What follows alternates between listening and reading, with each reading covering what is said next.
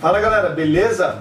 Hoje mais um momento de deleite, viagem, admiração e principalmente cognição. Mais uma obra de Machado de Assis. Aliás, mais um conto, claro, não é, né? Se estamos falando de Machado, não podíamos passar horas e horas aqui e a gente não esgotaria as discussões sobre o tema. E conto de escola, o próprio título já atrai milhares de leitores. Afinal, quem estudou sempre tem uma história para contar. Vamos à vinhetinha.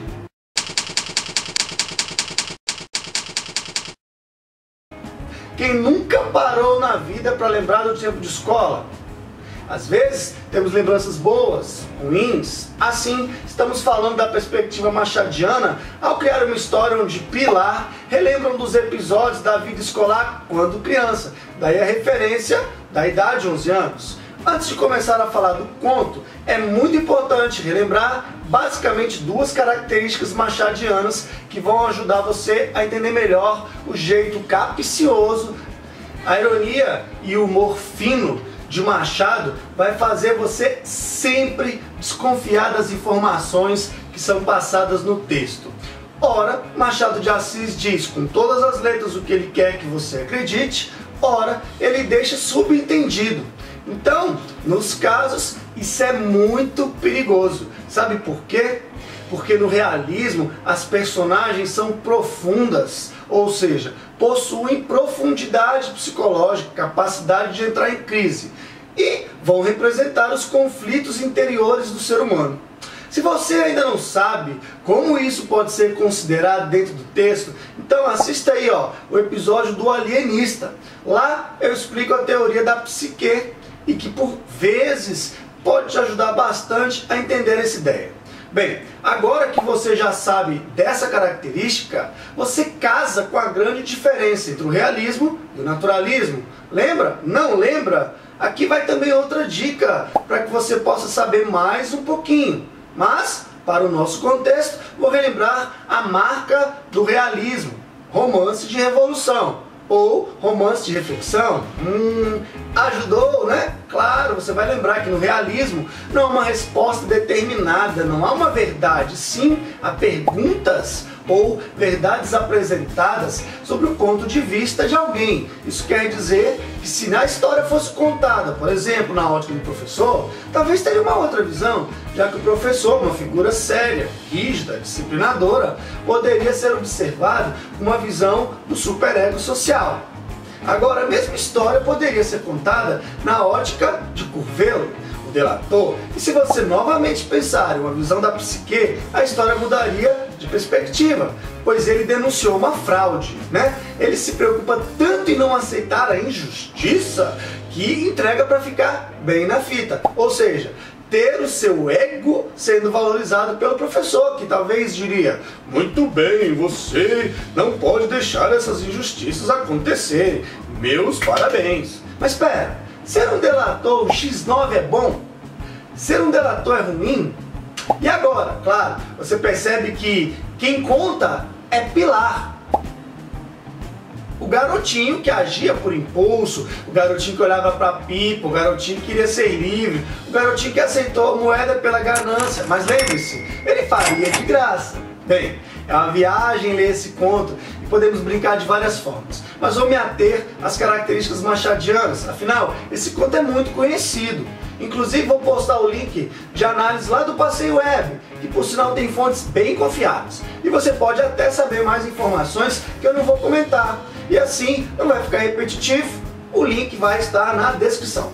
Mas voltando então, Machado apresenta uma característica muito curiosa que eu vou chamar de anulação da existência. O José de Nicola também. Pesado, né?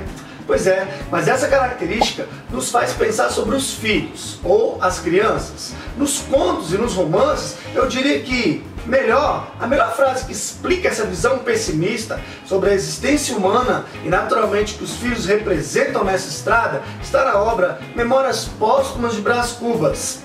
E lá, Brás Cubas diz, curte aí: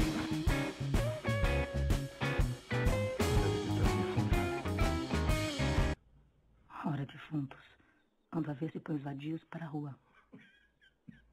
Como todos já sabem, Esses eram meus últimos momentos.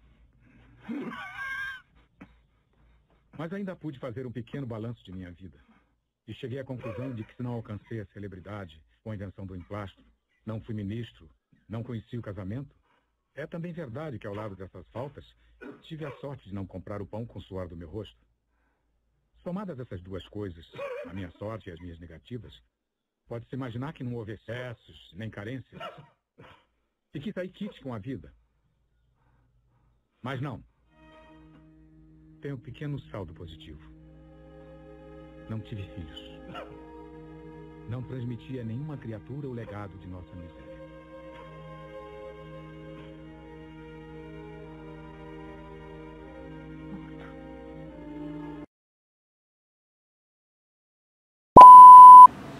Tenso, é ou não é? Pois agora fazemos um crossover, né? Ezequiel, filho de Bentinho Dom Casmurro, tem o primeiro nome de Escobar. Ou seja, o casal de protagonistas que tiveram filhos, o filho nasce com a cara do amante, ou do amigo amante, ou em Esaú e Jacó, os filhos, embora na verdade são protagonistas irmãos, são inimigos. Logo, o que esperar de crianças? Aliás, o que esperar de Pilar? Claro, pilar, sustentação, firmeza, claro, seria uma personagem incorruptível, não é? Só que não, ele é vencido por uma moeda. Galera, moeda. Olha, novamente o crossover com as moedas de Judas, ou em Memórias Póstumas, as moedas que compraram Marcela e o seu amor. Mas Eurípides, ele não é Pilar? Então quem tinha que ficar com a moeda era o Curvelo. Não tem nada a ver, viagem sua. Pois é, quando pensamos em Machado, temos que saber que Shakespeare e a Bíblia eram leituras de cabeceira e respeitadas. Aí vamos pensar, Pedro, discípulo de Jesus, era o tesoureiro. Isso quer dizer que as pessoas que contribuíam na causa de Jesus ou se solidarizavam, ajudavam por consideração. E era quem? Pedro, responsável pelas moedas. Isso quer dizer que a moeda tem dois significados na simbologia. Pode representar poder, ganância, capitalismo, luxúria, e aí teríamos a figura de Judas. Mas também pode representar a moeda de troca. Todo mundo já ouviu falar nisso. Ou, quando seu pai para o carro, vem um flanelinha pedir uma moedinha, dá uma moedinha aí, tio, né? Não é um serviço prestado, e sim uma moeda de troca, uma consideração. E Pedro foi incorruptível? Sabemos que Pedro negou Jesus e disse não conhecê-lo. E mesmo assim, Pedro era quem recolhia os impostos. Veja a passagem aí para dar uma conferida. Logo, Pedro, pedra. E em ti a igreja foi edificada. Galera, loucura, loucura, loucura. A igreja vai ser edificada, precisa de pilares. Caracas, Machado é...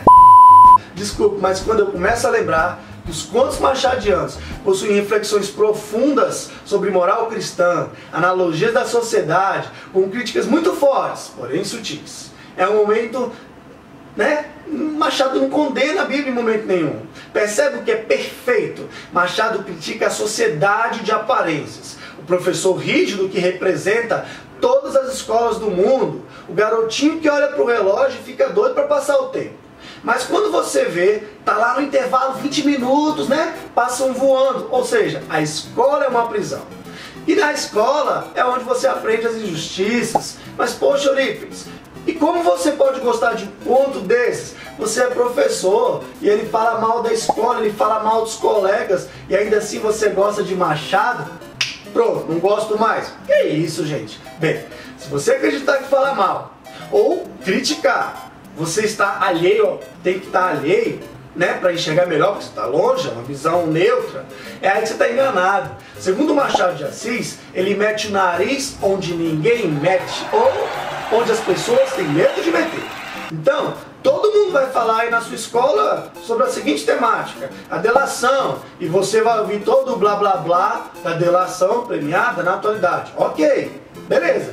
A agressão à criança, você vai pensar e discutir a lei da palmada. Ok também. Todo mundo tem o seu preço. Também é outro tema. Isso é claro. Ok. Então, você já tem um link do Passeio Web para ler o que todo mundo vai analisar e comentar em sala.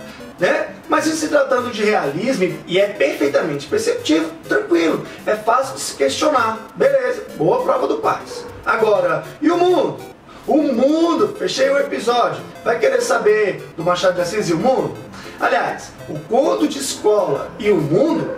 Pô, galera, pense, moleza. Você nunca colou? Não, professor, eu nunca colei.